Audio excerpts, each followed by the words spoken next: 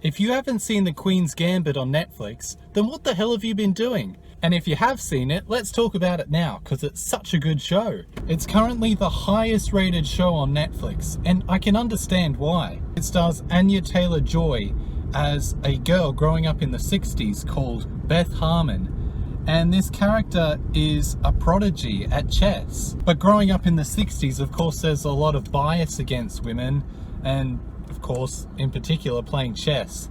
So this character, Beth, has to overcome all that and prove that, yeah, she is a genius player at chess. And that's where one of the really good things about the show comes in. The way it depicts chess is brilliant. Chess is an absolutely epic game, and that really comes across in the show. And if you don't want to have a game of chess by the time you're finished, then I don't know what you're doing. Even if you don't know how to play a game of chess, you'll still be able to understand what's going on.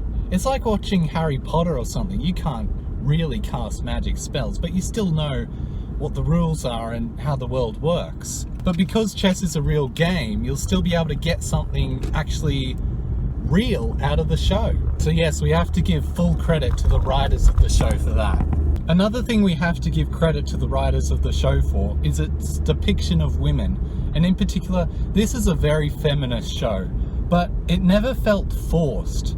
Like when you're watching, I don't know, a movie, for example, Captain Marvel, the feminism in that feels really forced. And like, yes, it's a woman and she has to be powerful.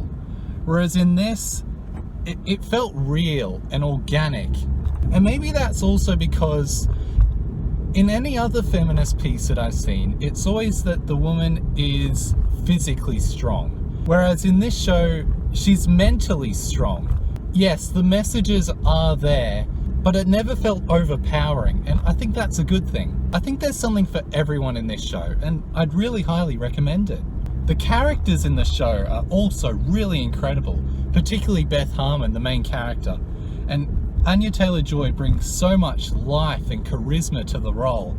It's one of the main reasons that I wanted to keep watching. Just to see how the story unfolds and whether she can overcome all the bias against women in the time.